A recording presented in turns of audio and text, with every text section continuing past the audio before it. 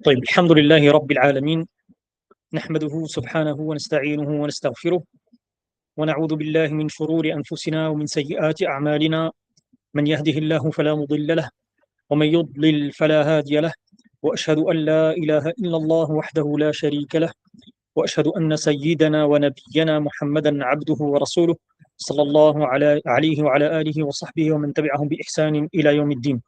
أما بعد، أولا إخواني وأخواتي، je tiens à exprimer ma profonde gratitude aux personnes qui sont présentes ici, également à l'association organisatrice pour cette invitation. Et je demande à Allah subhanahu wa ta'ala de récompenser toutes celles et ceux qui ont contribué à l'organisation de cette dawra al-Saïfiyya et d'y mettre al-baraka et d'en faire un moment profitable pour chacun d'entre nous, Inch'Allah ta'ala. Le thème qui nous réunit aujourd'hui est d'une importance capitale car il touche au fondement même de tout parcours scientifique. Ala wa huwa, la méthodologie dans la quête du savoir. Alors évidemment, le sujet est vaste et il s'agira ici d'évoquer des informations et des éléments d'information ou ce qu'on pourrait nommer des jalons dans la quête du savoir. Et je profite de ce moment et de cette intervention pour justement faire le lien avec une question qui m'a été posée récemment, qui, je crois, traverse l'esprit de beaucoup d'entre nous. Et la question, ou le questionneur, s'interrogeait sur les revirements doctrinaux de certains prédicateurs francophones, et notamment comment est-ce qu'une personne peut-elle, certaines fois en quelques années seulement, passer d'une position à une autre, voire d'un extrême à son contraire.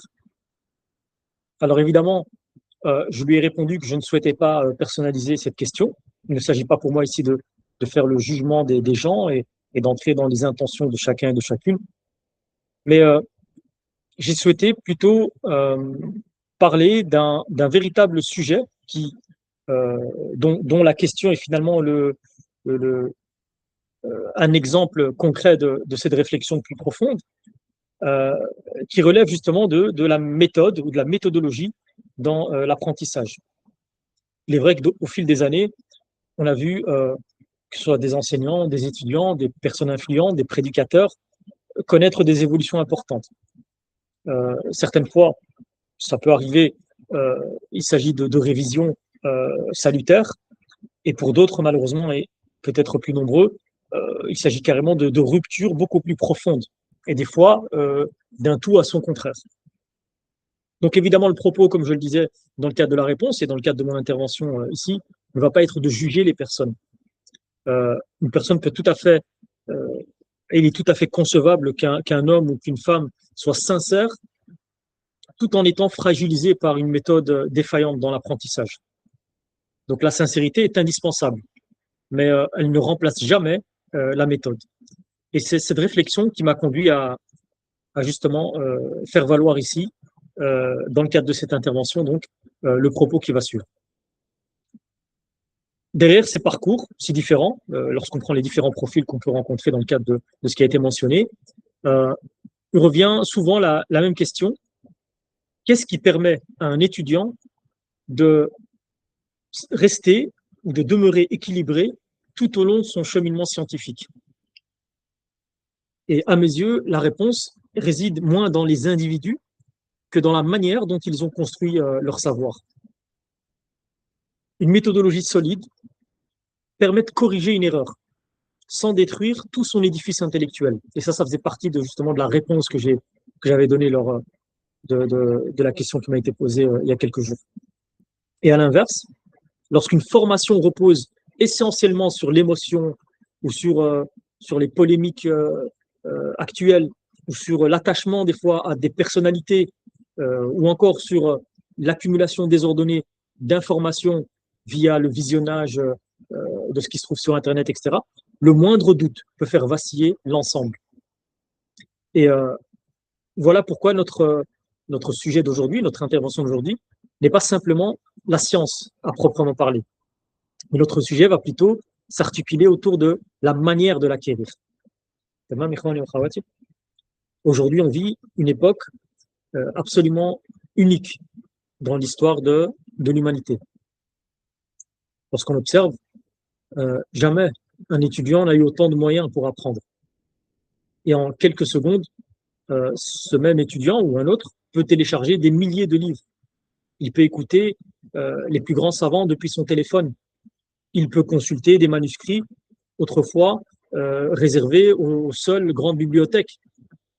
Et à plus forte raison aujourd'hui, et grâce à l'IA, il peut même interroger de manière instantanée une immense base de données. Et pourtant, on n'a jamais vu autant d'étudiants aussi dispersés.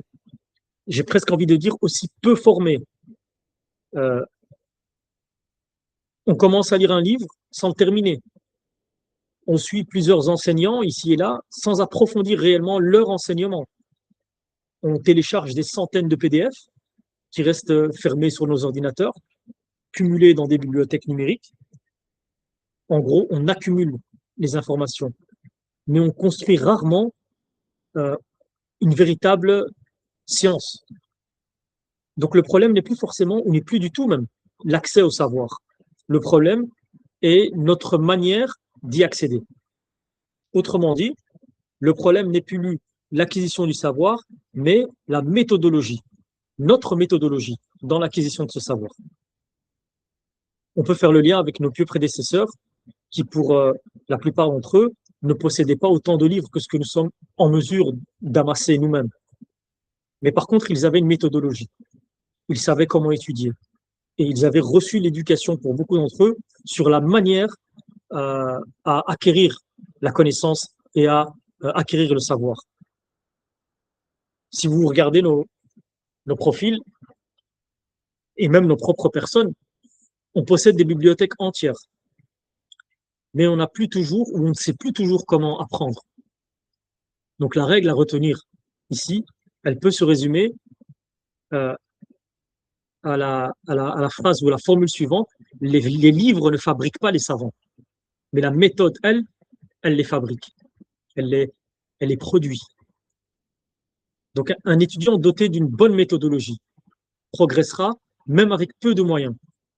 Et à l'inverse, celui qui possède les meilleures bibliothèques du monde, mais aucune méthode dans l'acquisition de ce savoir, eh bien, il va risquer, ou il risque, ou en tout cas, c'est ce qu'on voit autour de nous, c'est qu'il va passer toute sa vie à tourner des pages sans jamais construire un véritable savoir. Et pourquoi est-ce que cette question est-elle si importante? Eh bien, parce que la science religieuse n'est pas une connaissance comme les autres. Rappelez-vous qu'au sein même des versets et des hadiths du prophète sallallahu alayhi wa sallam, une place prioritaire et exceptionnelle est donnée à ce savoir. Allah subhanahu wa ta'ala, à titre d'exemple, dit dans le Coran al-Karim: Shahid Allahu annahu la ilaha illa huwa wal malaikatu wa ulul ilmi qa'iman bil qist.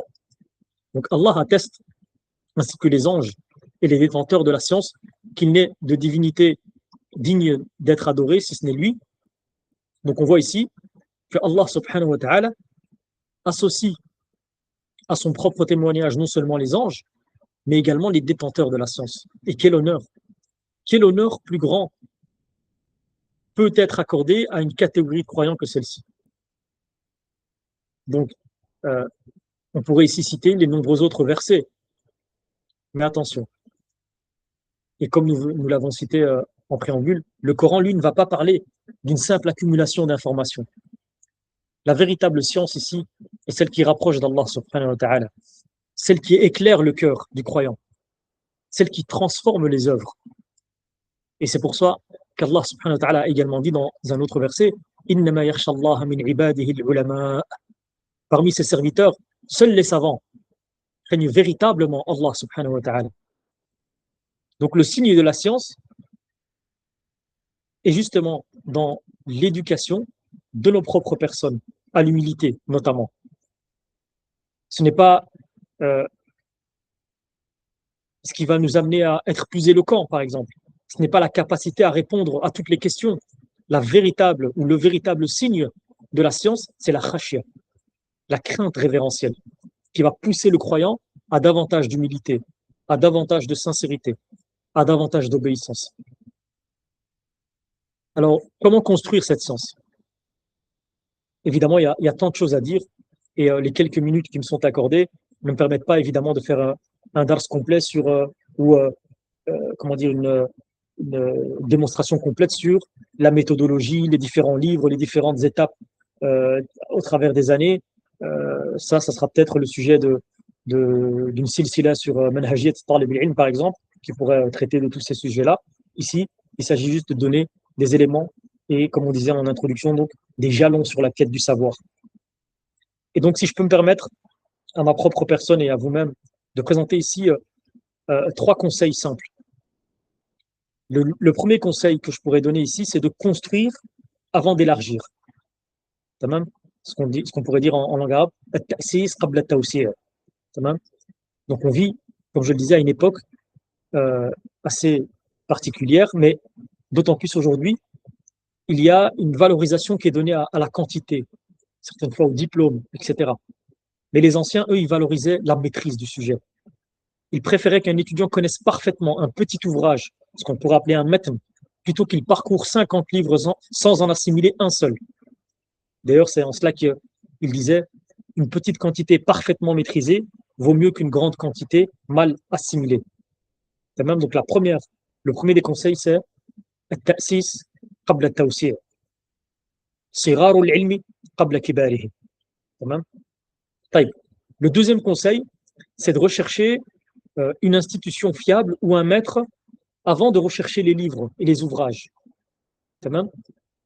Parce que le livre, lui, il va te donner des informations. Mais le maître ou l'institution, elle va te transmettre une méthode.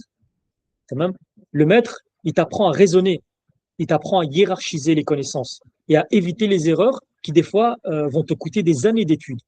Donc, lorsque vous souhaitez apprendre la science, faites des recherches sur qui est votre professeur, chez qui a-t-il étudié, quel est son background académique, etc., etc. Et ne soyez pas leurré par le fait que, je ne sais pas moi, il a une chaîne qui fait autant de vues, qu'il y a les lumières sur lui, etc. Non, faites ce petit travail-là, qui est une obligation pour chacun d'entre nous lorsqu'il souhaite étudier chez quelqu'un, c'est le minimum de savoir qui est cette personne, qui lui a donné l'autorisation d'enseigner. Et ça, c'est extrêmement important. Donc, vraiment, faire ce travail de rechercher à votre niveau, chacun d'entre nous, de rechercher au niveau, à minima l'origine et la source donc de ce savoir chez qui il va prendre. Et enfin, le troisième conseil, avancer de manière progressive. Donc, ne pas chercher dès le départ les grandes controverses, avant même d'avoir établi les fondements. Et je dirais même de manière générale, ne pas chercher à vouloir débattre, à vouloir échanger, à vouloir donner son avis sur tout. Et c'est un fléau de notre société actuelle. Et les réseaux sociaux ne facilitent pas les choses. Vouloir donner son avis sur tout. Donc ne pas brûler les étapes. On le voit autour de nous, dans la nature, dans toute chose. Un arbre ne commence jamais par ses fruits. L'arbre commence par ses racines. Eh bien, il en est exactement la même chose pour l'ulum shar'iyya. Plus les fondations seront solides, plus l'édifice pourra s'élever sans vaciller. Et je m'oriente petit à petit vers la conclusion.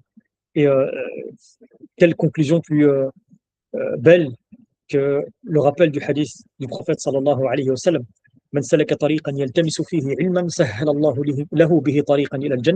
Celui qui emprunte un chemin à la recherche de la science, Allah lui facilite par ce chemin une voie vers le paradis. Et remarquez ici que le prophète alayhi salatu wa salam ne parle pas seulement de celui qui devient savant. Il parle déjà de celui qui prend le chemin. Cela signifie que chaque pas accompli avec sincérité, chaque heure consacrée à l'étude, chaque effort fourni pour comprendre le din, eh bien c'est déjà une œuvre d'adoration. Je dirais même, c'est la meilleure œuvre d'adoration.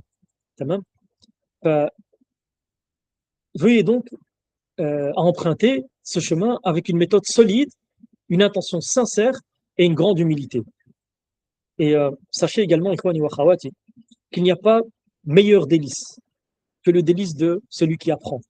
Une fois que tu goûtes à ladhat al-ilm, il n'y a rien que tu estimeras meilleur que le fait de t'asseoir, d'étudier, de faire de la recherche, de poursuivre ton cheminement vers Allah subhanahu wa ta'ala à travers la voie de l'ilm. Et lorsque tu arriveras à ce stade-là, sache que tu es sur la bonne voie. Ikhwani akhawati, ce que j'ai évoqué à l'instant n'est en réalité qu'une introduction à un sujet immense. Et il resterait encore beaucoup à dire Afwan, sur l'éthique de l'étudiant, par exemple, sur les qualités qu'il doit cultiver, sur les relations ou la relation entre le maître et ses élèves, sur les ouvrages à étudier, sur l'ordre des disciplines, sur les programmes que nos savants ont élaborés au fil des siècles. Peut-être qu'Allah subhanahu wa ta'ala nous accordera-t-il l'occasion d'y revenir, Inch'Allah ta'ala, lors d'une prochaine rencontre. D'autant plus que cette session réunit par la grâce d'Allah des enseignants et des personnes bien plus compétentes que moi dans plusieurs de ces domaines. Et donc, vous aurez l'occasion de bénéficier de leurs conseils à ce sujet-là, de leur expérience et surtout de leur enseignement tout au long de cette Dawra Saïfiyya. Je demande à Allah subhanahu wa ta'ala de rendre cette rencontre bénie, an yubarika fiha, et de purifier nos intentions et de faire de cette quête du savoir un moyen de nous rapprocher de lui et de nous accorder une science bénéfique, des œuvres agréées et une sincérité constante. Ashkurukum, jazil al-shukri, et je renouvelle une nouvelle fois mes remerciements à l'association pour son invitation et pour les efforts qu'elle déploie au service de نشر العلوم الشرعية وصلى الله وسلم على نبينا محمد وعلى آله وصحبه أجمعين وآخر دعوانا أن الحمد لله رب العالمين سبحانك اللهم وبحمدك نشهد أن لا إله إلا أنت نستغفرك ونتوب إليك